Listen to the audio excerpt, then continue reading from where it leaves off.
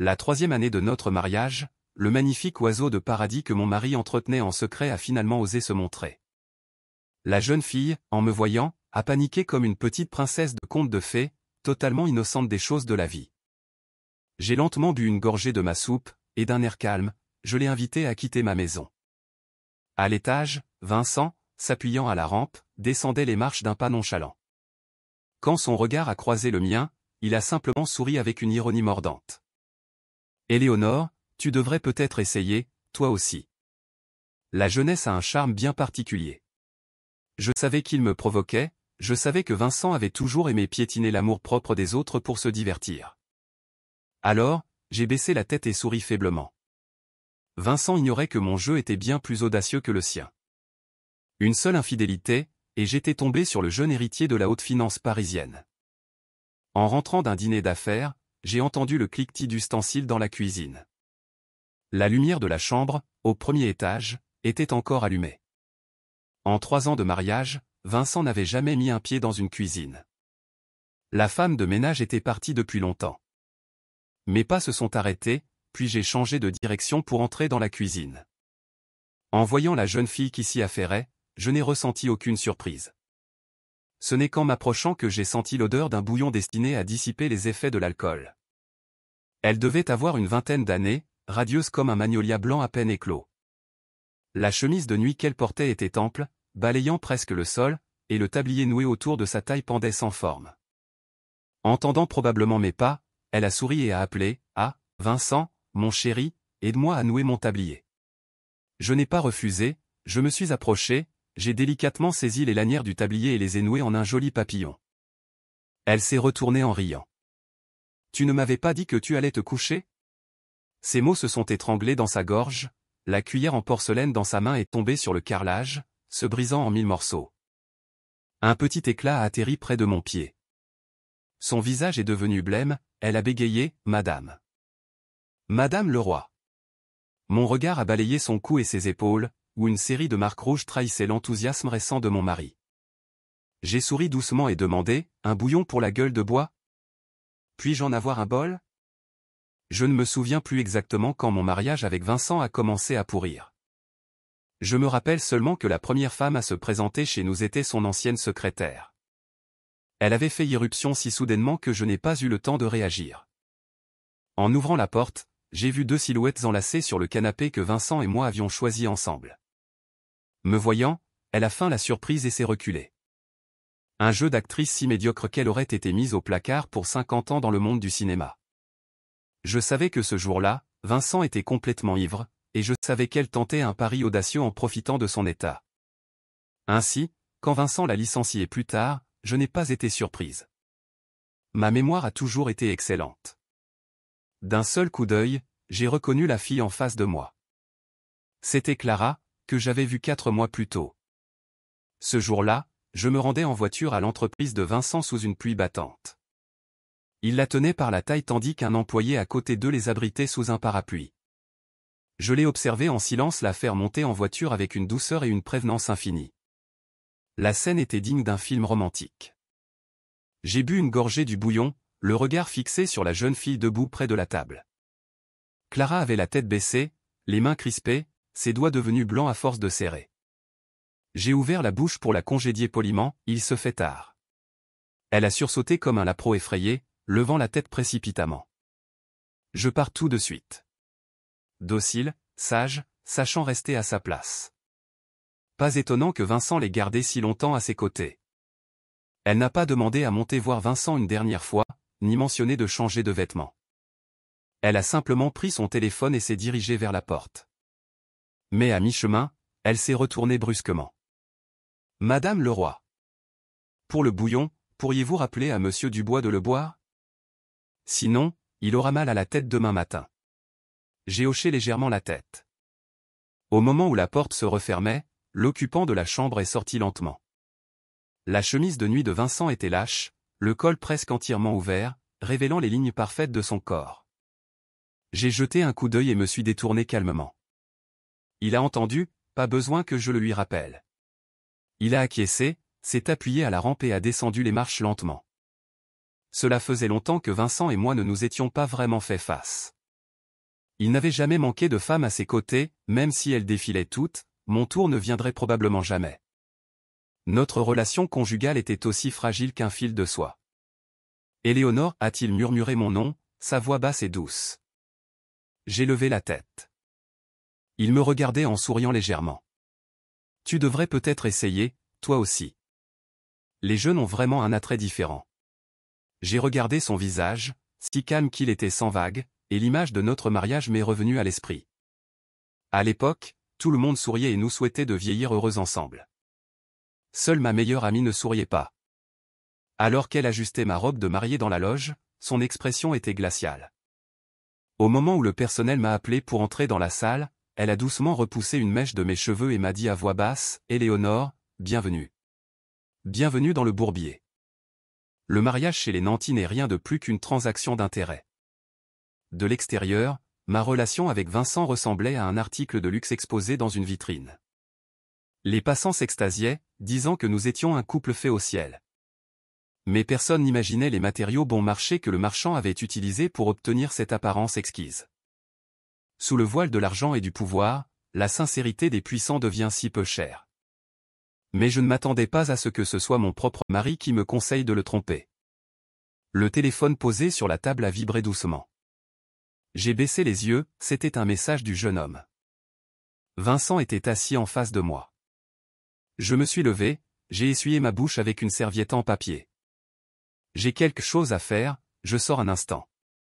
Il a simplement répondu par un grognement. Tard dans la nuit, les rues étaient désertes. J'ai conduit directement à l'endroit qu'Adrien m'avait envoyé. Devant le bar, il y avait encore de nombreuses voitures garées, et 4 ou 5 jeunes discutaient joyeusement. J'ai immédiatement reconnu Adrien, debout sous un lampadaire. Grand, les épaules larges et la taille fine, la lumière blanche rendait son visage flou mais toujours d'une beauté éblouissante. Je me suis garé sur le côté, je suis sorti et j'ai appelé « Adrien ». Il a levé la tête. Avant qu'il ne puisse répondre, une jeune fille a surgi de derrière lui, se plaçant entre nous. L'odeur d'alcool m'a fait froncer les sourcils. La fille m'a poussé avec une force surprenante, sa voix agressive. « Et, d'où tu sors, toi ? T'es plus toute jeune et tu viens draguer les petits jeunes ?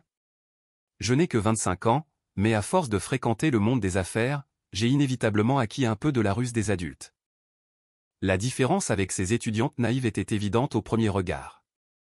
Elle m'a toisé de la tête aux pieds, la voix pleine de mépris. « Ne crois pas qu'Adrien va s'intéresser à une vieille comme toi. » J'ai haussé un sourcil, mais avant que je puisse répondre, il lui a saisi fermement le poignet. La fille a grimacé de douleur, sa griserie s'est dissipée d'un coup. « Adrien, c'est mon ancienne camarade d'école. » La voix d'Adrien a retenti dans la nuit, froide comme le vent d'hiver. La fille s'est figée, puis s'est empressée de s'excuser. « Pardon, je ne savais pas. Mes relations ne te regardent pas. Mademoiselle Jao, je ne pense pas que nous soyons si proches. » Il a relâché sa main, disant nonchalamment, « Peut-être devriez-vous trouver quelqu'un pour vous réapprendre les bonnes manières. » Son visage est devenu livide. J'ai presque pu entendre son cœur se briser. Pauvre petite.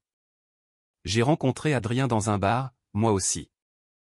C'était la première fois qu'un scandale impliquant Vincent avait des répercussions négatives, mais c'est moi et mon entreprise qui en avons souffert. Les actions de la société ont été gravement touchées, et je devais m'occuper de gérer la crise pour lui. Frustré, je suis allé seul dans un bar pour me changer les idées. À l'intérieur, c'était bondé et bruyant. Le barman, en préparant mon verre, a plaisanté, « Qui sait, peut-être qu'un prince charmant viendra vous sauver de ce bourbier ce soir ?» Je n'ai pas répondu, je me suis simplement levé pour aller aux toilettes. En revenant, en passant par le couloir, j'ai surpris une scène de déclaration d'amour.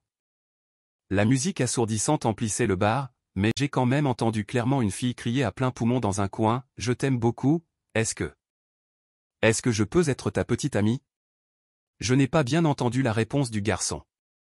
Curieuse, j'ai jeté un coup d'œil et j'ai vu la fille s'enfuir la tête basse. Le garçon s'est retourné, et au moment où j'ai levé les yeux, j'ai vu Adrien. Le jeune héritier né avec la cuillère la plus pure du monde dans la bouche. Avec mon esprit d'entrepreneuse, j'ai pris une décision rapide. Je me suis approché, lui ai tapoté doucement l'épaule. « Jeune homme, Je ne suis pas comme ces filles. Je suis une femme mariée. Il a eu un léger frisson. Un prince charmant tombé du ciel ne peut pas seulement sauver Cendrillon, il peut aussi réparer le cœur brisé d'une femme mariée. De plus, si je pouvais collaborer avec la famille de Valois, des contrats de plusieurs centaines de millions seraient à portée de main. Séduire l'héritier était bien plus facile que de devoir manœuvrer avec les vieux renards du monde des affaires. Diplômé depuis des années, je n'ai pas hésité à utiliser mes anciennes relations universitaires, prétextant une camaraderie pour m'intéresser à lui. Flatter les hommes est un talent que je cultive depuis ma jeunesse, que ce soit des aînés, des cadets, des oncles ou même des professeurs, les hommes sont toujours sensibles à la douceur d'une femme. Malheureusement, Adrien était une forteresse. Chaque fois que je faisais un pas, il esquivait adroitement, utilisant toujours notre statut de camarade pour draper mes actions d'un voile de pureté. Comme ce soir, où j'ai prétexté m'inquiéter pour un camarade pour venir le chercher au bar. Quand j'ai démarré la voiture, Adrien était déjà sur le siège passager. Désolé de vous déranger, aujourd'hui Je me suis penché, j'ai attrapé la ceinture de sécurité et me suis baissé pour la lui attacher. Adrien s'est immobilisé, sa respiration s'est ralentie, il n'a pas continué sa phrase. Je pouvais presque sentir la légère odeur d'alcool sur lui. En relevant la tête, nos regards se sont croisés, nos nez se sont presque frôlés. J'ai délibérément taquiné, pourquoi ne finis-tu pas ta phrase? Adrien a semblé sur le point d'exploser, il m'a rapidement repoussé. Éléonore, c'est trop proche. Ses oreilles étaient rouges comme celles d'un chaton ragdoll hérissé en plein hiver. Éléonore, peux-tu être sérieuse? Je me suis adossé à mon siège, les mains sur le volant, et j'ai répondu sérieusement, tu as défendu une vieille femme comme moi, je n'ai d'autre choix que de te remercier en offrant ma personne. Éléonore. Le chaton ragdoll a continué de se hérisser. Oui, j'ai acquiescé calmement. Le jeune héritier a-t-il des ordres à donner? Le prince a froncé les sourcils. Le prince est resté silencieux. Le prince n'était pas comte. Bien plus tard, je l'ai entendu marmonner, comme s'il était acculé, tu n'es pas vieille. Alors, je dois quand même t'offrir ma personne? La personne sur le siège passager s'est tue. Profitant d'un feu rouge de quelques secondes, j'ai tourné la tête pour regarder Adrien. Il avait la main sur le visage, les yeux mi-clos, son regard posé sur ma main. L'alliance en diamant à mon annulaire brillait de mille feux. C'était une alliance. Celle de Vincent avait disparu je ne sais où, seul moi la portais encore. Dans ce milieu, rares sont ceux qui portent encore leur alliance. Amour ou fidélité, aucun de ces mots ne semblait correspondre à leur mariage qui n'était plus qu'une coquille vide. Je suis donc devenu naturellement une excentrique. Au début, les gens se moquaient, disant que Vincent serait le prochain mari soumis. Mais je n'ai jamais fait de scandale. Plus tard, ils ont commencé à l'envier, disant qu'il avait eu la chance d'épouser une femme qu'il aimait tant. Assez pour tolérer même les fleurs sauvages qu'il cueillait à l'extérieur. Au moment où le feu est passé au vert, j'ai entendu la voix d'Adrien, glaciale. Je ne fréquente pas les femmes mariées. Le lendemain matin, lors d'une vente aux enchères, j'ai rencontré par hasard ma meilleure amie, Juliette. Elle a regardé les cernes sous mes yeux et m'a lancé une pique sans ménagement. Tu t'es enfin décidé à trouver un genou? Mais pense à ta santé quand même. Te transformer en chauffeur au milieu de la nuit pour les autres. Juliette m'a regardé de haut en bas, l'air pensif. Mais il n'a pas l'air simple, ce jeune héritier. Je ne le nie pas. Je suis venu aujourd'hui uniquement pour le collier de rubis de la vente. Un cadeau destiné à Madame de Valois. Choisir les bons mots, savoir plaire aux bonnes personnes est la première leçon que tout bon entrepreneur doit maîtriser. Je suis entré dans la salle, les yeux fixés sur une seule chose. Un employé a apporté le dernier lot sur scène. Le collier, exquis, scintillait sous les lumières. Je n'ai pas écouté la présentation du commissaire-priseur. Dès que le prix de départ a été annoncé, j'ai levé ma pancarte. 300 000 €.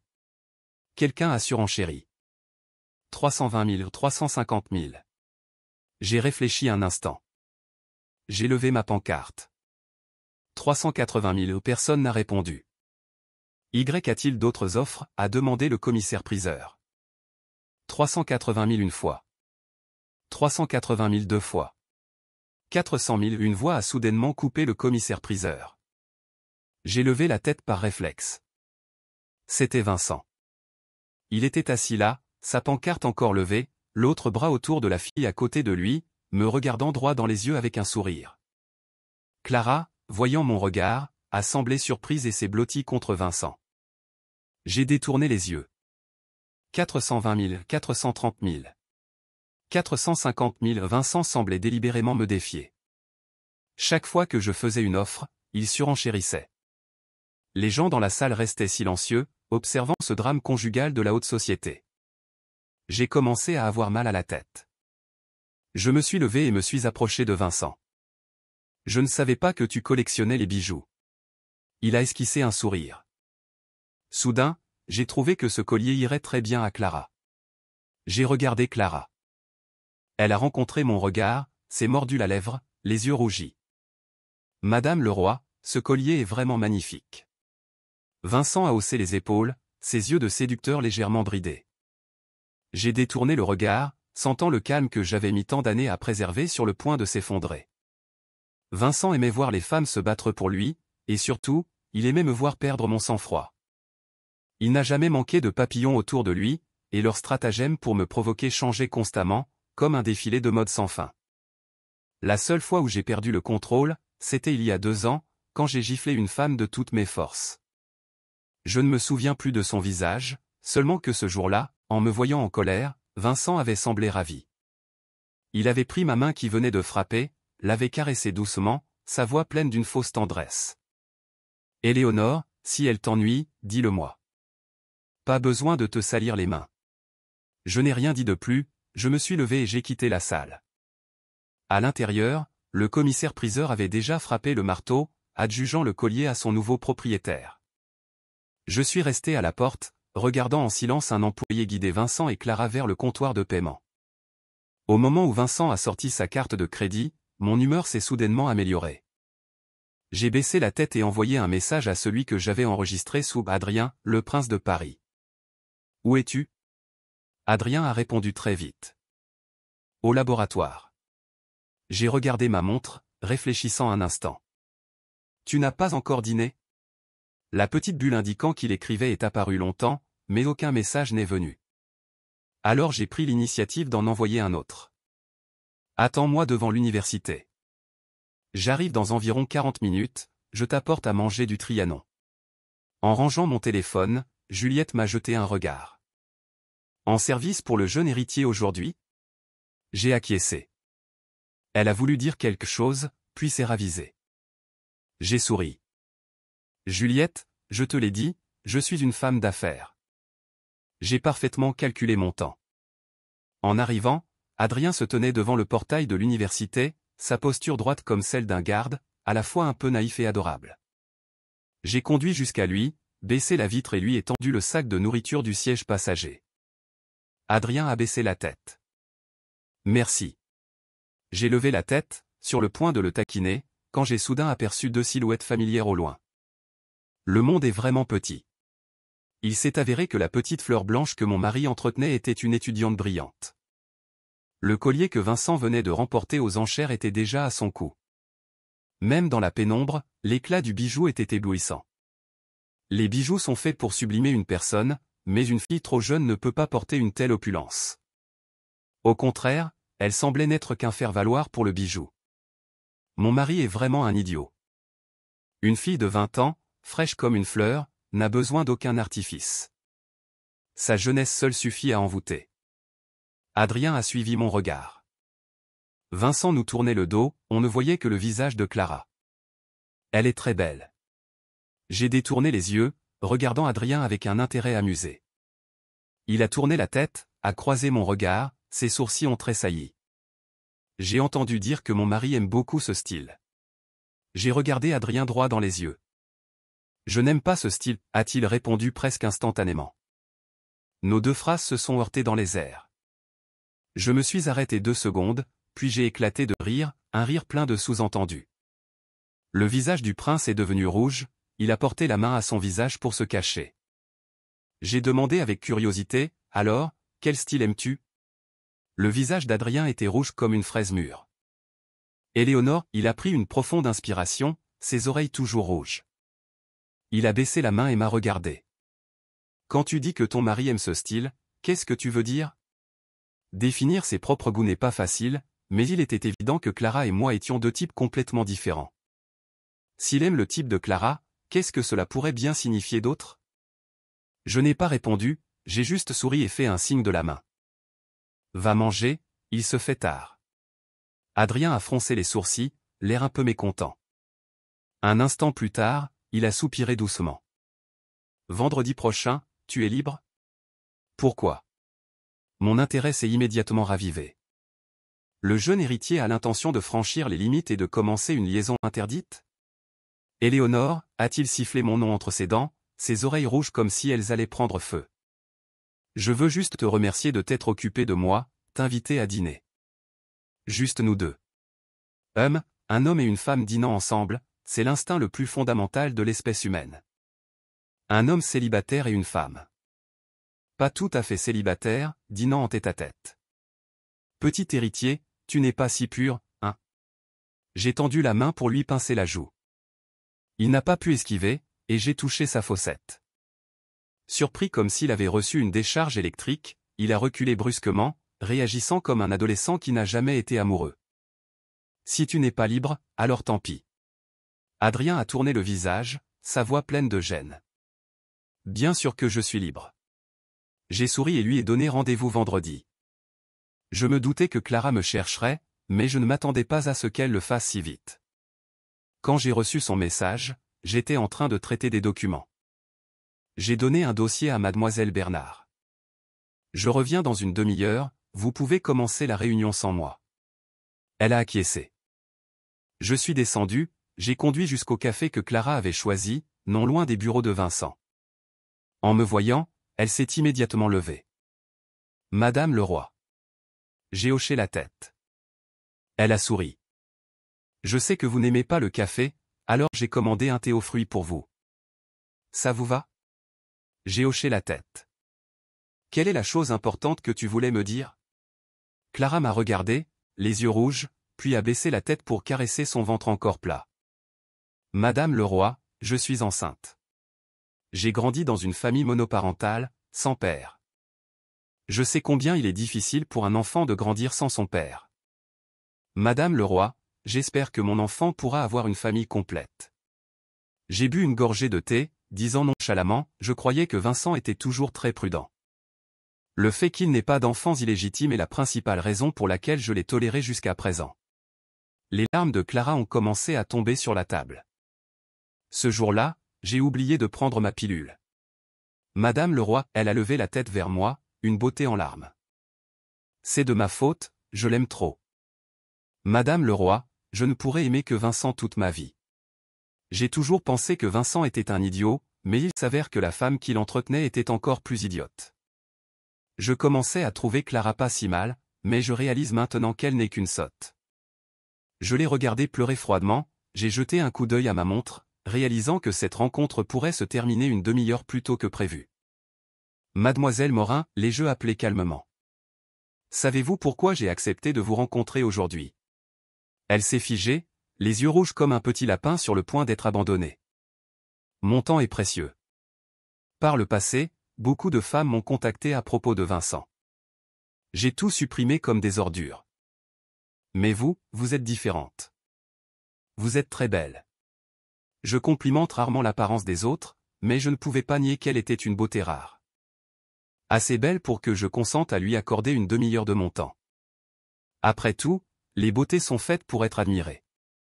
J'ai pris un mouchoir, me suis levé et lui ai doucement essuyé les larmes. S'il vous plaît. Utilisez ce joli visage pour convaincre Vincent de divorcer de moi, d'accord? Le jour où Adrien est venu me chercher, il conduisait sa propre voiture. Je suis resté dehors à regarder la voiture un instant, sans pouvoir m'empêcher de rire. Je m'incline devant vous, les riches. Passer ses journées à faire des stratégies commerciales, à calculer chaque centime, pour au final ne pas arriver à la cheville de ses héritiers nés avec tout. Adrien a réprimé un sourire. On ne peut pas dire que je sois riche, vraiment. J'ai hésité un peu. Je peux m'asseoir sur le siège passager? Si tu t'assois derrière, on dirait que je suis ton chauffeur. Assieds-toi devant. J'ai regardé droit devant moi. Quand j'étais petite, j'ai entendu dire qu'on finit tous par devenir la personne qu'on déteste le plus. Adrien, tout en conduisant, a demandé « Et quel genre de personne détestes-tu » ? Les riches. L'héritier avait réservé un restaurant à l'ambiance exquise. Nous étions assis près de la fenêtre, mangeant et bavardant distraitement. À la moitié du repas, un serveur s'est approché avec un petit chariot. Dessus, il y avait un gâteau d'anniversaire. J'ai été un peu surprise, j'ai levé la tête et j'ai croisé le regard d'Adrien. Il a souri légèrement. Joyeux anniversaire. Je ne savais pas quoi t'offrir, alors je t'ai invité à dîner. J'ai souri en retour. Je sais que dans ce monde, tout le monde est une élite, surtout quelqu'un du statut d'Adrien. Son esprit ne pouvait pas être simple. Il n'avait sûrement pas manqué de deviner mes intentions. La meilleure façon de rapprocher deux étrangers est de jouer avec l'ambiguïté entre l'amitié et l'amour. Pourtant, Adrien savait toujours s'arrêter juste à la frontière, sans avancer ni reculer. Ce n'était pas qu'il ne savait pas quoi offrir, c'est que, comparé à un cadeau durable, un dîner plaçait notre relation dans un cadre plus approprié. Mais pourquoi ?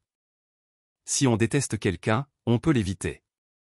Avec son statut d'héritier, personne dans ce milieu ne pouvait le forcer à quoi que ce soit. J'ai pris une bouchée de gâteau. Avant que je puisse dire quoi que ce soit, les lumières du restaurant se sont mises à clignoter. L'introduction au piano a soudainement pris une tournure romantique. Plusieurs serveurs sont sortis avec des fleurs fraîches, poussant un énorme gâteau surmonté de deux figurines délicates et réalistes. J'ai posé mon menton sur ma main, écoutant le serveur féliciter le couple à la table voisine. Joyeux anniversaire de mariage, nous vous souhaitons un amour éternel.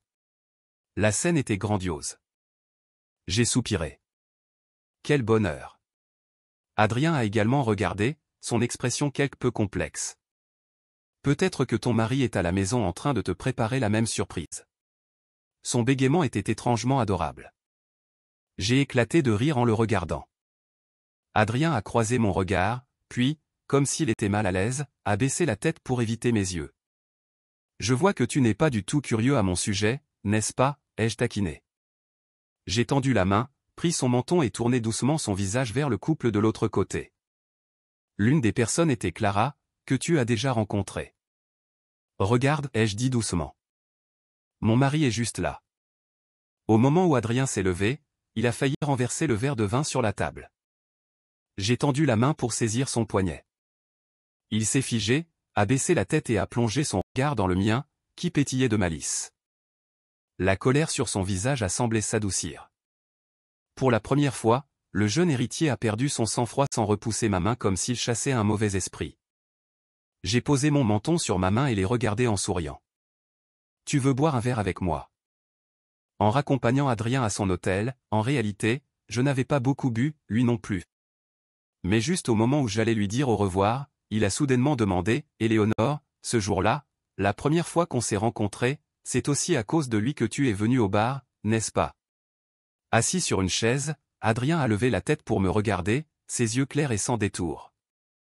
Sa peau pâle avait pris une teinte rosée à cause de l'alcool, mais ses yeux brillaient comme un ciel étoilé, captivant. Depuis que je connais Adrien, il a toujours semblé distant, froid, arrogant, le genre d'héritier élevé dans une famille noble. Pourtant, seulement avec moi, il laissait parfois paraître la naïveté d'un adolescent. Peut-être que la nuit était trop belle, ou peut-être que c'était l'alcool qui montait. Tout semblait me pousser, c'était le moment idéal pour dire la vérité. J'ai fait un pas en avant, j'ai tendu la main. Adrien n'a pas esquivé. J'ai souri. Mon mariage est un véritable désastre. En vérité, j'ai toujours su qu'il avait quelqu'un d'autre. Tant qu'il ne me les amenait pas sous le nez, je fermais les yeux. Tout le monde dit que je suis stupide, qu'il s'amuse dehors pendant que je m'obstine à porter cette alliance. Le jour où je t'ai rencontré au bar, la nouvelle de son voyage avec une autre venait juste de sortir. C'était son anniversaire, ce jour-là. Et moi, comme une idiote, j'attendais son retour pour le fêter ensemble. Je ne m'attendais pas à ce que quelqu'un d'autre le célèbre déjà avec lui. Ce soir-là, j'étais très triste, j'ai un peu trop bu. Je me suis dit, pourquoi pas moi? Je me suis tourné vers Adrien, les yeux embués de larmes. Le clair de lune était si doux ce soir, l'atmosphère si calme qu'elle pouvait faire croire que même le faux pouvait devenir vrai. Pourquoi suis-je la seule à essayer de maintenir cette relation? J'ai tendu la main pour caresser doucement sa joue. Il s'est figé. Éléonore. J'ai continué, et puis je t'ai vu. Tu es très spécial, complètement différent de tout ce que j'ai connu. Tu me donnes un sentiment de distance, de solitude, à la fois proche et inaccessible. J'ai entendu beaucoup de gens se dire seuls, mais je sens que ta solitude est réelle. Tu es toujours dans ton propre monde, tu caches tout. J'ai baissé la tête, nos regards se sont croisés, si proches que nos souffles se mêlaient.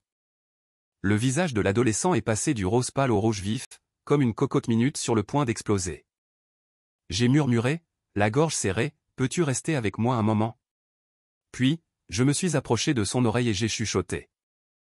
Me donner une opportunité de partenariat d'affaires. J'ai reculé de 2 pas, manquant d'éclater de rire devant lui. L'expression d'Adrien était spectaculaire. Il a mis un moment à réagir, son visage si sombre qu'il semblait sur le point de dégouliner d'encre. Éléonore a-t-il sifflé mon nom entre ses dents? J'ai ri en répondant, arrête de regarder ces séries télévisées ridicules. Jeune héritier, j'ai fait un signe de la main, dors bien, je viendrai te chercher demain pour te ramener à l'université. Adrien n'a rien dit, me fusillant du regard. Je me suis retourné pour partir. Ma main venait de toucher la poignée de la porte quand quelqu'un s'est jeté sur moi par derrière. Une légère odeur d'alcool m'a enveloppé, la grande silhouette de l'adolescent presque collée à mon dos. Alors que j'étais encore abasourdi, une main aux articulations fines a passé autour de ma taille et a verrouillé la porte. Clic. Oh non, j'ai joué avec le feu. Quelqu'un m'a mordillé doucement la nuque, comme pour évacuer sa colère, laissant une marque de dents chaudes. Éléonore, la voix d'Adrien était devenue rauque, chargée d'une émotion indescriptible, entre la colère et la tendresse. Son autre main s'est posée doucement sur ma taille. Tu as gagné. J'ai été entraîné dans une étreinte brûlante. Sa voix a résonné à mon oreille, un peu grinçante, tu me veux, c'est d'accord. Tu veux un partenariat, pas de problème. Mais il y a une condition, demain, tu plaques immédiatement cet enfoiré de mari. Même une statue de terre finirait par se fâcher. Allongé sur le lit, l'esprit embrumé par l'alcool et une chaleur diffuse, je n'avais que des pensées confuses. Le clair de lune filtrait par la fenêtre, éclairant le bord du lit. J'ai replié mes doigts comme si je cherchais quelque chose d'invisible, mais quelqu'un l'a remarqué et a glissé sa main dans la mienne, entrelaçant nos doigts. La sonnerie du téléphone a soudainement retenti, brisant le silence de la nuit. J'ai repoussé sa main, j'ai attrapé le téléphone. Le nom qui s'affichait a instantanément clarifié mon esprit embrumé. Vincent. Mon mari semblait enfin se souvenir que c'était l'anniversaire de sa femme, et que je n'étais toujours pas rentré. J'allais jeter le téléphone de côté quand Adrien a rapidement appuyé sur le bouton pour répondre. La voix de Vincent a immédiatement retenti. Éléonore, pourquoi n'es-tu pas encore rentrée? Va te faire voir, ai-je pensé.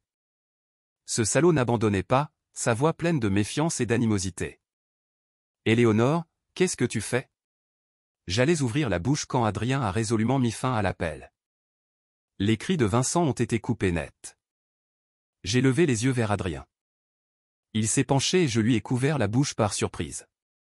Je pensais qu'avec la condition que tu as posée, ce genre de scène mélodramatique. J'ai souri d'un air taquin. Je ne m'attendais pas à ce que tu sois du genre à accepter d'être trompé. Ma main a été mordue. Adrien l'a repoussée, s'est penché et m'a mordu fort l'épaule. Éléonore. La voix du prince s'est faite grave, contenue. Je suis un puriste de l'amour. L'endurance de la jeunesse est parfois un fardeau. Quand je me suis réveillé, le jeune héritier dormait encore profondément, enroulé autour de moi comme une pieuvre. J'ai doucement retiré sa main, suis sorti du lit sur la pointe des pieds, j'ai ouvert mon téléphone. Plus de 40 appels manqués, tous de Vincent. En passant devant un centre commercial, je me suis arrêté. J'ai réfléchi un instant, puis je suis entré. Quand je suis rentré à la maison, il était presque midi. En ouvrant la porte, j'ai vu Vincent affalé sur le canapé du salon. Vêtements en désordre, cheveux ébouriffés, son téléphone à côté de lui, et sur la table basse, un gâteau d'anniversaire. Je me suis approché, j'ai passé la main dans ses cheveux, mais il m'a brusquement saisi la main. Il a ouvert les yeux, injecté de sang. Éléonore, sa voix était rauque. Où étais-tu cette nuit? Avec qui? Vincent s'est arrêté, comme s'il venait de réaliser quelque chose, et a rapidement touché ma main. L'alliance? Éléonore, où est ton alliance? Un certain jeune héritier l'a enlevée. J'ai fait la moue, j'ai retiré ma main et j'ai souri à Vincent. J'ai un cadeau pour toi, tu sais? Sous son regard suspicieux, j'ai sorti du sac en papier un chapeau d'un vert éclatant, aussi vif que l'herbe nouvelle, annonciateur d'une situation suspecte. Tada! J'ai posé le chapeau fermement sur la tête de Vincent, puis j'ai reculé de quelques pas pour admirer mon œuvre, satisfaite. Ça te va très bien. Mon œil expert n'a pas été gâché par toutes ces années dans les affaires. Vincent, comme s'il suffoquait de colère, a arraché le chapeau et l'a jeté violemment par terre. Nous sommes tous les deux intelligents. Il m'a regardé, son expression pensive. Qui est-ce? Tu as l'intention de lui chercher des ennuis, ai-je demandé doucement. Après tout, nous avons été mari et femme. Je te conseille d'arrêter. Si tu cherches la confrontation, ce ne sera pas facile.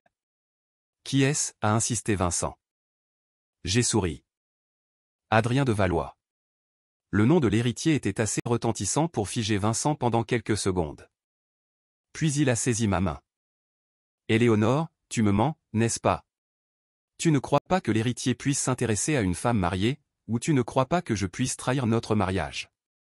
J'ai simplement souri, j'ai sorti un dossier de mon sac et je l'ai jeté sur la table. Les papiers du divorce. J'avais préparé ce dossier depuis longtemps. J'attendais ce moment depuis très longtemps. Mais malheureusement, Clara a été inutile. Je me suis assise en face de lui. Regarde, le partage des biens est très clair. Ce qui est à toi reste à toi, ce qui est à moi reste à moi. Je ne prends rien de plus. J'espère que tu signeras aujourd'hui. Le plus tôt sera le mieux. Vincent n'a pas bougé. Éléonore, nous ne sommes pas obligés de divorcer. Si tu n'aimes pas Clara, je peux. Vincent. Je l'ai interrompu, le regard calme. Je ne te demande pas ton avis, je t'informe. S'il y a un problème avec le contrat, on peut le modifier, mais le divorce est non négociable. Éléonore, tu n'auras aucune pitié pour notre passé commun.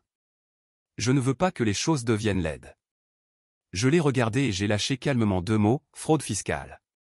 Le visage de Vincent a changé instantanément. Monsieur Dubois, ai-je souri.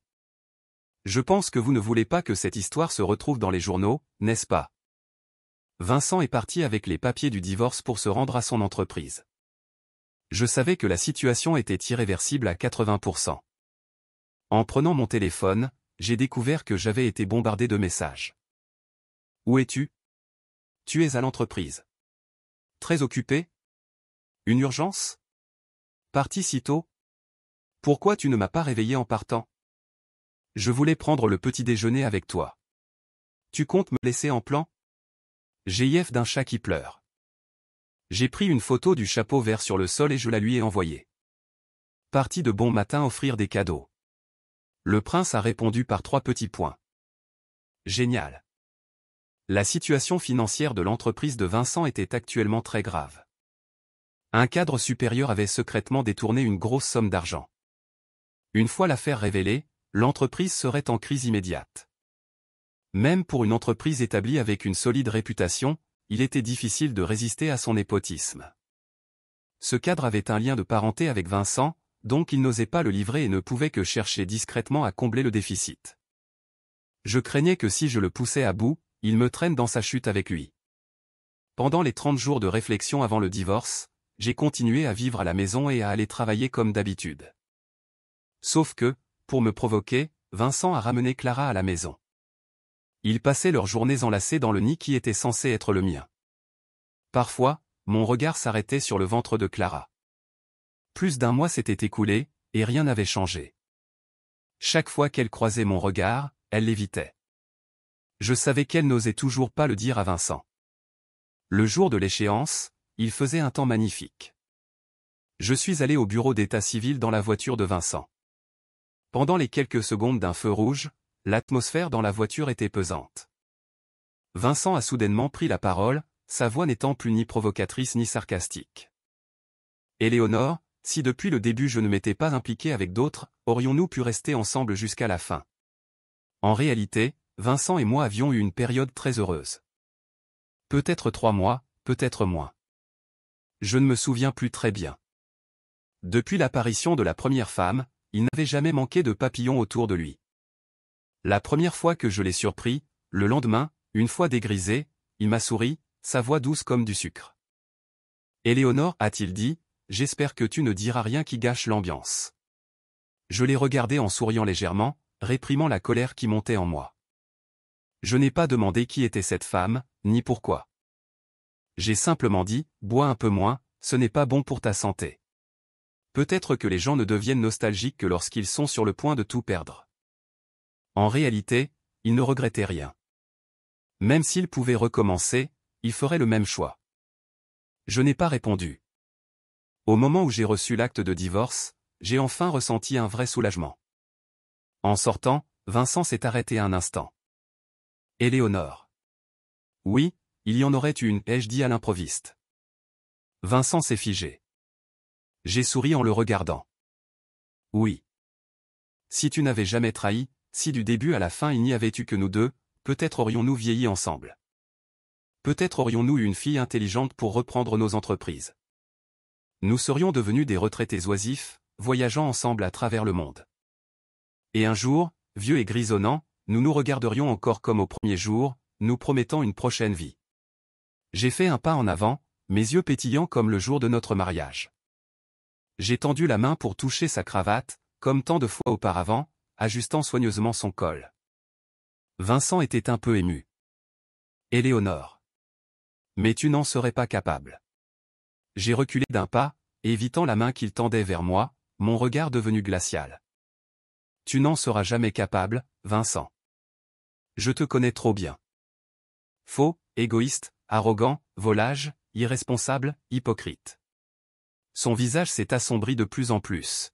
« C'est parce que je te connaissais si bien que j'ai accepté de t'épouser. » J'ai souri faiblement.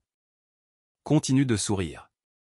Tu découvriras bientôt à quel point ton ex-femme est une femme cruelle et froide. » Vincent s'est approché, a effleuré une mèche de mes cheveux, sa voix soudainement glaciale. « Éléonore, une personne comme toi ne recevra jamais d'amour sincère. Celui qui m'avait juré le plus grand amour me murmurait maintenant les plus viles malédictions avec la voix la plus tendre. Mais qui s'en soucie? Perdre l'amour, c'est comme pour un poisson de perdre une bicyclette.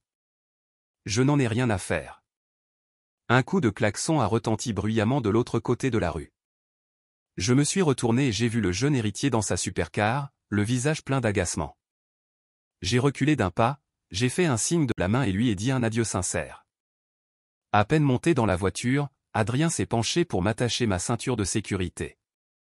Il a gardé la tête droite, évitant délibérément mon regard. J'ai penché la tête et l'ai mordu sur la joue.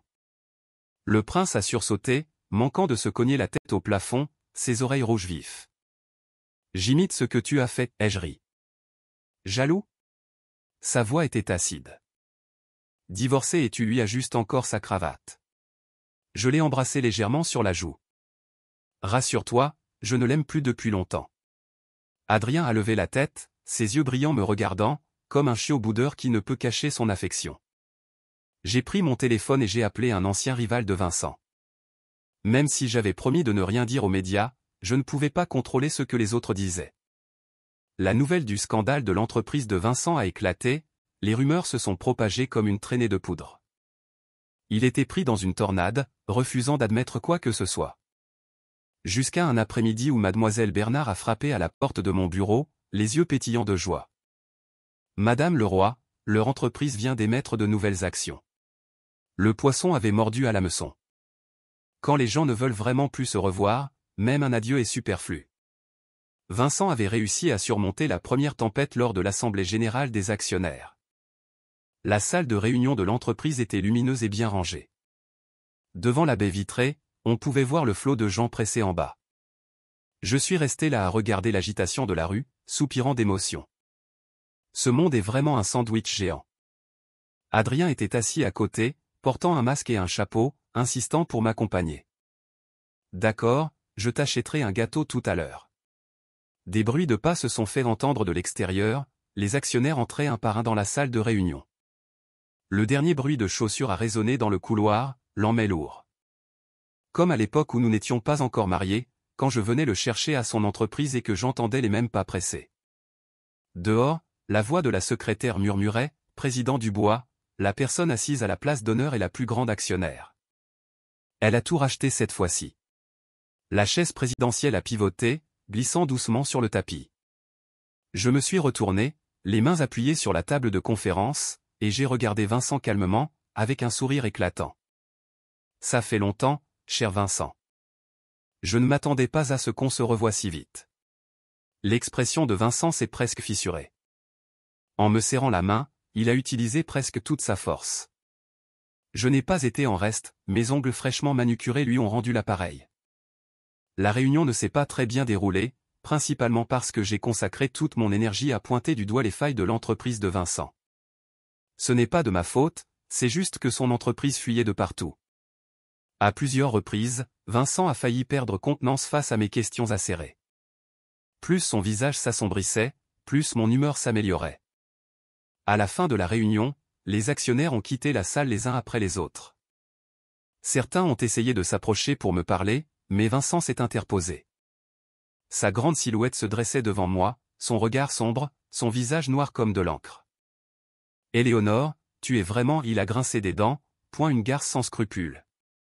J'ai levé la main pour arrêter le jeune héritier derrière moi qui était sur le point d'exploser, puis j'ai nonchalamment épousseté la poussière inexistante sur l'épaule de Vincent, ma voix douce comme si je le réprimandais avec affection. « Cher Vincent, ce n'est pas très gentil de dire ça. Ce sont les affaires, comment peux-tu appeler ça être sans scrupules? Si tu ne peux pas garder ton entreprise. » Je l'ai regardé droit dans les yeux, souriant, mais sans aucune chaleur dans mon regard. « Alors ne blâme pas les autres. Le monde des affaires est impitoyable, les loups rôdent partout. Qui sait, à l'odeur du sang, qui mordra le premier dans le dos? Je te l'ai déjà dit, je suis une femme d'affaires. » En quittant l'entreprise de Vincent, à peine assise dans la voiture, j'ai aperçu une silhouette familière par la fenêtre. Quelqu'un m'a doucement pris la main. Adrien a enlevé son chapeau, quelques mèches de cheveux tombant sur son front. Il a baissé la tête, a pris une lingette désinfectante et a commencé à me nettoyer lentement les mains. Chaque doigt a été soigneusement essuyé. De l'autre côté de la vitre, une beauté pleurait à chaudes larmes, bloquée à l'entrée par la sécurité. Clara était visiblement hagarde, mais elle conservait une beauté fragile, comme si elle pouvait se briser à tout moment. « S'il vous plaît, laissez-moi entrer. Je veux juste voir le président Dubois, juste pour quelques mots. Je ne prendrai pas beaucoup de temps. Je vous en supplie. » Son beau visage était couvert de larmes, mais la sécurité est restée impassible. « Désolé, madame. Sans autorisation, nous ne pouvons pas vous laisser entrer. Je vous en supplie, laissez-moi le voir juste une fois. » Clara était presque à genoux. La porte automatique s'est soudainement ouverte. Vincent est sorti, le visage sombre. Clara s'est figée, puis s'est précipitée vers lui. « Vincent, Vincent, pourquoi tu ne veux pas me voir? Qu'est-ce que j'ai fait de mal? » La sécurité a réagi à temps pour la retenir. « Madame, ne faites pas ça. » Vincent est resté immobile, son regard balayant son visage sans la moindre émotion. « La prochaine fois, je ne veux plus te voir devant l'entreprise. »« Vincent, tu ne peux pas faire ça. » Clara s'est mordu la lèvre, sa voix tremblante. « Je suis enceinte de ton enfant. » L'expression de Vincent n'a pas changé. « Alors avorte. »« Bien sûr, si tu veux être une mère célibataire, je ne t'en empêcherai pas. » Comme si son âme avait été aspirée, Clara est restée figée sur place. Plus de lutte, plus de larmes, plus de supplications. Elle a simplement regardé Vincent se retourner, monter dans sa voiture et partir, l'abandonnant comme une coquille vide au milieu de la rue. J'ai observé toute la scène depuis la voiture, puis j'ai lentement remonté la vitre. « Allons-y. » La voiture s'est arrêtée devant mon entreprise. Je me suis penché pour défaire ma ceinture de sécurité, mais une main m'a retenu. Quelqu'un s'est penché et m'a embrassé, avec une tendresse inévitable. La main qu'il tenait a également été saisie. Une bague encore chaude a glissé à mon annulaire. Parfaitement ajustée, solide. Quand nous nous sommes séparés, les oreilles du prince étaient rouges. J'ai ouvert ma main et j'ai vu une bague assortie à la sienne. Tu marques ton territoire? Le visage de l'héritier est devenu écarlate, comme un enfant qui a peur qu'on lui vole son bonbon. Je ne peux pas te laisser m'accompagner sans statut officiel. J'ai penché la tête pour admirer son beau visage, souriant. Tu n'as pas peur? Peur que je trouve quelqu'un d'autre? Toi, ai-je dit d'une voix douce. Une femme d'affaires comme moi valorise le profit et méprise les séparations. Adrien m'a regardé droit dans les yeux, sans se dérober. Son regard reflétait une version minuscule de moi. Il a souri légèrement, répondant nonchalamment, le ferais-tu? Difficile à dire. Ma morale a toujours été très flexible. Face aux grands, je m'élève, face aux petits, je n'hésite pas à me rabaisser. Alors, que faire? Le prince a soupiré, l'air affligé. Heureusement, j'ai beaucoup d'argent. Si adorable que mon cœur a tremblé. J'ai failli éclater de rire, les coins de mes lèvres se retroussant. J'ai pris sa main, sur cette articulation parfaite. La bague, identique à la mienne, scintillait. J'ai baissé la tête et j'ai embrassé la bague. Alors, je t'offre mon cœur avec. Épilogue, le flair d'un chien pour l'amour. En seconde, Adrien a été traîné par ses amis sur le terrain de sport pour voir la finale interlycée. La finale du 800 mètres féminin battait son plein. La zone d'arrivée était bondée, les acclamations assourdissantes. Son ami l'a poussé au premier rang. Parmi les encouragements, un nom était crié plus fort que les autres, Éléonore. Adrien a haussé un sourcil et a demandé, qui est Éléonore? Son ami a montré la fille en tête de la course. Là, c'est elle. Tu ne la connais vraiment pas? Adrien a répondu, je devrais? Son ami s'est gratté le nez. Pas obligé. C'est juste qu'elle est très célèbre. Toujours dans le top 3 de sa promotion, membre du conseil des élèves, belle et, paraît-il, très sympathique. Adrien n'y a prêté que peu d'attention. Les acclamations autour de lui devenaient de plus en plus fortes. La fille en tête s'approchait de la ligne d'arrivée.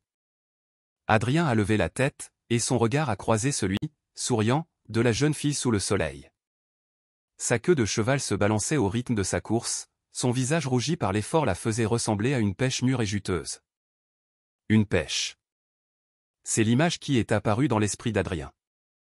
Avant qu'il n'ait pu reprendre ses esprits, la fille a franchi la ligne d'arrivée. Dans un tonnerre d'applaudissements, elle n'a pas pu freiner à temps et a percuté la personne devant elle. Par réflexe, Adrien a tendu les bras pour la rattraper, mais a été renversé par l'impact. Heureusement, il avait réussi à prendre la championne du 800 mètres dans ses bras. La sensation douce et chaude contre sa poitrine a retenu son attention bien plus que l'égratignure à son coude. Au moment où sa température corporelle a grimpé en flèche, Adrien n'a eu qu'une seule pensée, une odeur de camélia. Adrien rêvait rarement. Il avait toujours eu un sommeil profond, alors cette fois où il s'est réveillé en sursaut au milieu de la nuit, il était presque en sueur froide. Le rêve n'était pas effrayant, au contraire, on pourrait l'appeler un rêve érotique. Pour la première fois, l'esprit confus d'un adolescent a touché les frontières de la puberté en rêve. La fille lui tenait simplement la main, se promenant tranquillement sur un petit sentier dans un parc. Au moment où il s'est réveillé, elle s'était blottie contre lui, avait souri, levé la tête et l'avait embrassé légèrement sur la fossette. La lumière du soleil filtrait à travers les arbres, éclairant son visage, ses sourcils fins, ses yeux brillants, son sourire doux. C'était le visage d'Éléonore.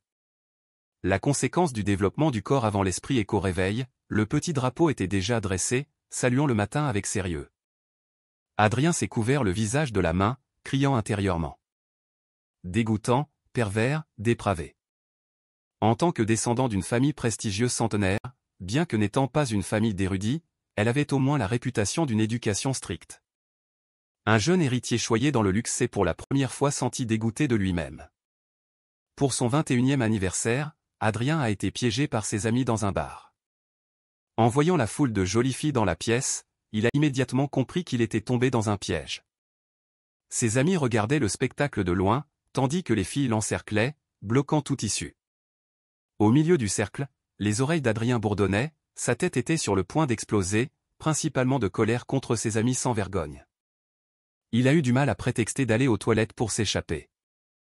À peine arrivé dans le couloir, alors qu'il appelait un ami, une fille l'a arrêté pour lui déclarer son amour.